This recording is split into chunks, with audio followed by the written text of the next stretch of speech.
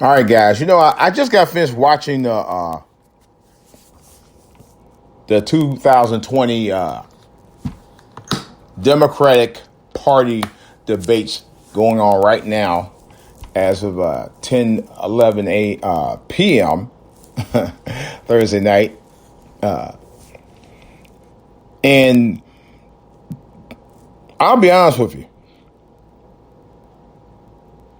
They did come up with a couple of points. They attacked Joe Biden about his record and about the segregationists that he knew, that he repped up. And matter of fact, he never answered the question about that. And Kamala Harris asked him straight out. He did not want to talk about it. They talked about police brutality and police killings of unarmed black men. Peter Buttigieg, whatever his name is. He's mayor of South Bend, Indiana. And he was trying to explain himself about what measure about their approach to it and all that. But, I guess it's still under investigation. But they stuck with, again, immigration, healthcare reform, and they briefly mentioned when I saw it, criminal reform. So they, like I said again, they try to stick on the talking points that affect, you guessed it, white constituents. That's why they don't talk about the issues like that. It's as though those are the only issues that exist in this country. This is the reason, and the narrative is controlled, of course, by the media, the mainstream media. They are the ones that actually control what you hear and what you see on TV. But notice the politicians are puppets as well, because those are the same people who can invoke those changes in this country, and yet they won't talk about the issues, all of the issues that's going on in this country. Not only when I not talk about it, when it comes to issues of certain, racists like us, they never want to talk about anything other than the crime bill or police reform. But they never talk about convicting officers for shooting innocent unarmed black men. They never talk about that. Never. And they have to address the issues head on. You can't keep that being an 800-pound elephant in the room forever. At some point, you got to let it out and talk about it and do something about it. Real talk. I just had a conversation with somebody on YouTube a little while ago who claimed, when he said Ta-Nehisi Coates, even though he wrote a book about the case for reparations, to me, I didn't hear a lot of I don't know. It just didn't sound convincing with the way he talked about it last week. It didn't. Not from him, not Dan Glover, not Julian Malvo, not Cory Booker, none of those guys. Not the guy who whatever his name is, the one that was walking around with his drawers on, calling himself, talking about he was against reparations. See, it's a joke. I didn't hear no real fire in any of those guys' mouth. I didn't, and contradictory with this one YouTuber comment said, we must not have been watching the same thing. I'm sorry, because to me, if you about reparations, and you talking about the same thing about, well, this dude had this and blah blah blah, and this was going on. I was the great grandson of a slave and all that. Okay. I can understand you briefly mentioning that. What I don't understand is that you telling these white people about how I went with black people for 400 years. They know about how I went with black people for 400 years. But guess what? They don't give a damn about how I went with black people for 400 years. That's the reason why we never got reparations. Because they don't care. No matter how loud you talk to them.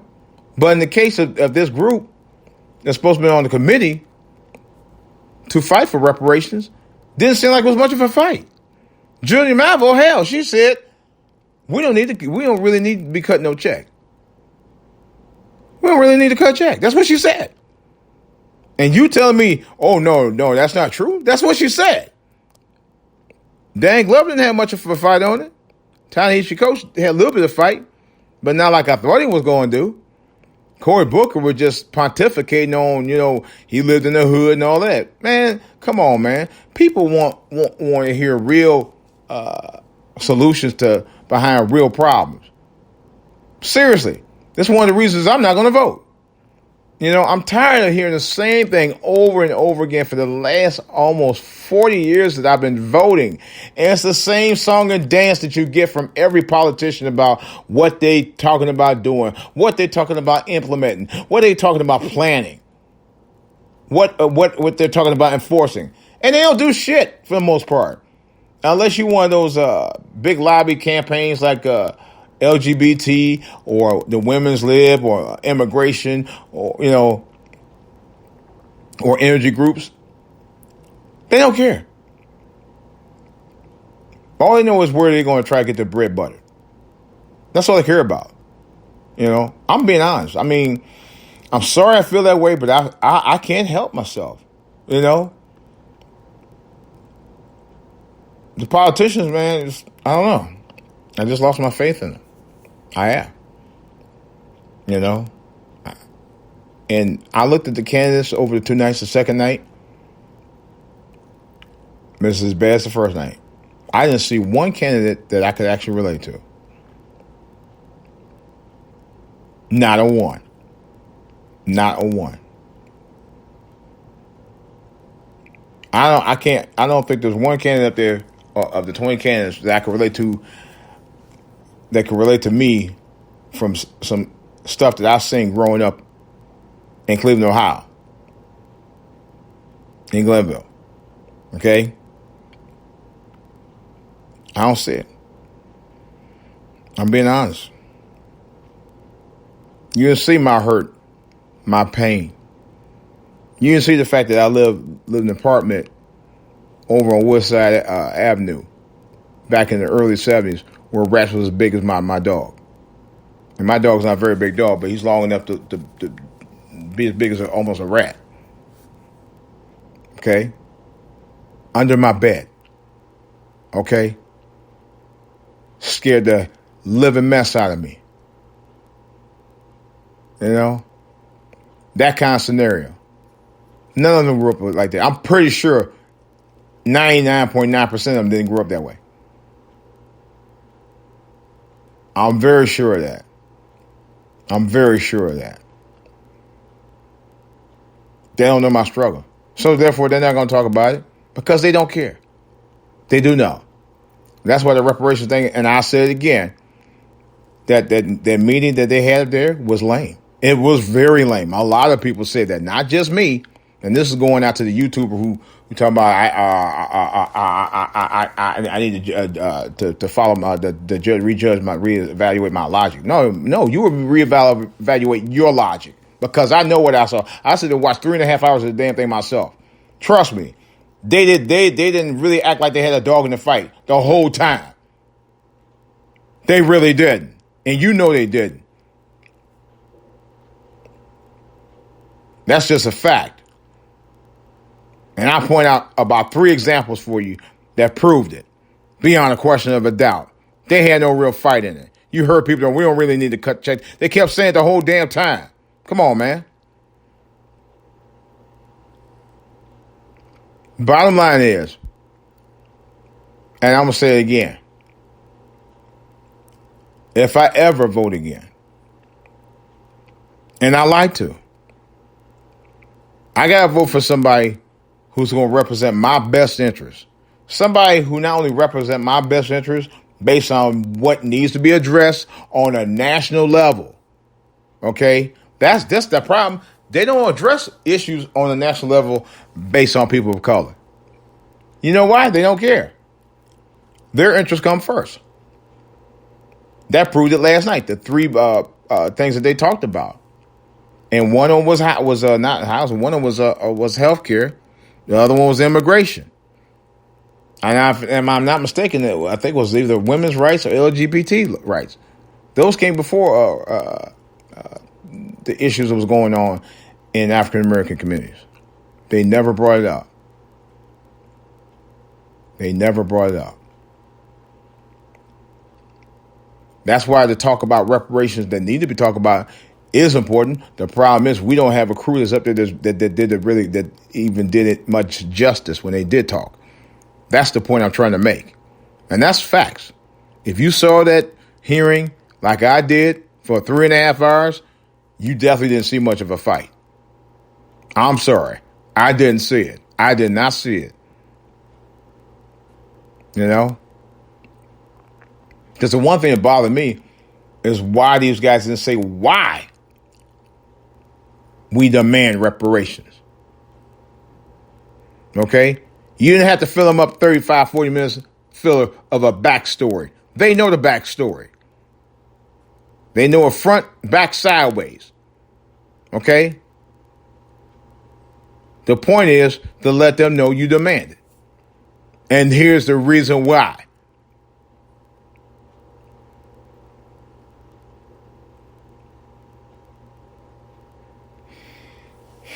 That's all. That's all I'm just saying. It's just I'm just frustrated. I got to deal with some mess this weekend, and although I'm looking forward to dealing with it on some respects, I'm not. I'll tell you guys all about it sometime later over the weekend. Lord have mercy. This year, I swear to God, and I'm not kidding, and I'm not just saying it as DJ Wolf. I'm saying it as who I am outside of Wolf. This has been a hellified year. I've never seen a year like this before in my life. That's what I will say. I have never, in my 50-something years, living and breathing, and I appreciate it. But in all my years, I've never seen anything like this. I'm talking about my backstory about what I'm dealing with now. I won't talk about it right now. Just like I said, that I'm going to just keep to myself right now. It's just, you guys just, well, you know, it's a gospel song called "You Don't Know My Story." Well, this is kind of what I'm feeling about right now. People just don't know this story. And like I said, I'll talk about it. In fact, I'm gonna talk about some of them when they get back. But right now, I just, oh my God. And I just wish I could. But not right now. Maybe I'll do it on my Inspire podcast. Because it's a real mess. It's a real mess. It doesn't directly involve me. Well, it kind of does indirectly, but I'll put it to you like this. You know, the people out here today that just don't have quite the bond they need to have with other members, other friends, other family members. It's a struggle.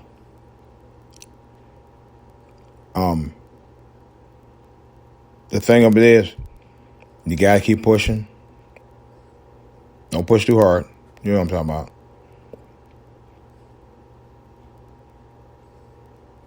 Even though it tears you apart at times, it hurts you. It hurts you to your gut. It hurts you to the edge of your soul, man. I know. For real. I know all about that. It's to a point now, and I'm being serious. It was so bad. Last week, I think if I had that much, I don't think I had 20 minutes of sleep. I was up all night. I had 2 hours of sleep last night. I think I might have made 4 hours sleep the other night. If I did, I don't remember. You know? This has been one of those years. This has been one of those years, man. But I mean, it's not as bad as some others. I'm not going to mention by name. Some church members I know, they lost 4 family members within 1 month. I'm still blown away by that. And they still attend service. I don't know how they did it. I swear to God, I don't know how they did it. It was just, yeah. 2 sisters, a grandson, and a former ex-wife. I said, that's messed up. I couldn't deal with it. Couldn't. But you got to have strong faith in God to deal with that, man. Strong, very strong. you know. But it seems like as you get older, for me personally, it's just a lot of more things that you got to deal with, man. You know, I remember about over a dozen or so years ago, my dad came down here and came to visit. And we was in the restaurant. That restaurant since burned down, but we was at the restaurant at the time. And he said to me, getting old sucks. And I told him that's part of life. You know, and I know what he's talking about. Because after you realize, before you know it, you're old. Sometimes you think about, you have regrets about the things you wanted to do when you were younger. And then sometimes you regret it even more after you have kids. Now, me, myself, I never really regretted it. You know, I think I did a lot of what I wanted to do by the time I started having kids. Or my wife, or started having kids with my wife. And there may have been a few things that I would have liked to have done beforehand, but hey, it wasn't in the cards. You know, I know somebody personally that's all they talked about was what they could have done when they were younger and had kids. And they had 3 kids and didn't appreciate what they had, what the kids they had. Too busy worried about what they could have done if he had not had them. I'll tell you more about that later. Here's my thing. Once you're in fatherhood, it's time to let go of what you did in the single life, especially when you're married. And get behind your kids. Full throttle. And what I mean by full throttle, I'm talking about the things you're supposed to be doing with your kids. You know? Not being an absentee father. Not being a father that you just don't want to be around his kids. No. That's not a father. You can't call yourself a man if you got kids all over the place and you never spend time with them. And when I say never, I'm talking about not even to a point where you don't even attempt to go see them. If you have the opportunity to do so. You know. It's just crazy, man. I had to turn off the TV because I could no longer watch the Democratic Party debate. I just could not watch anymore. It was just a joke to me. They're not talking about the issues I want to hear. They never talk about the issues I want to hear. And they stick to talking points that is based on what only white people want to hear. And this is a fact. That's the media for you. In a nutshell. They want to control the narrative on that. Just don't understand it. I swear I don't. Someday we'll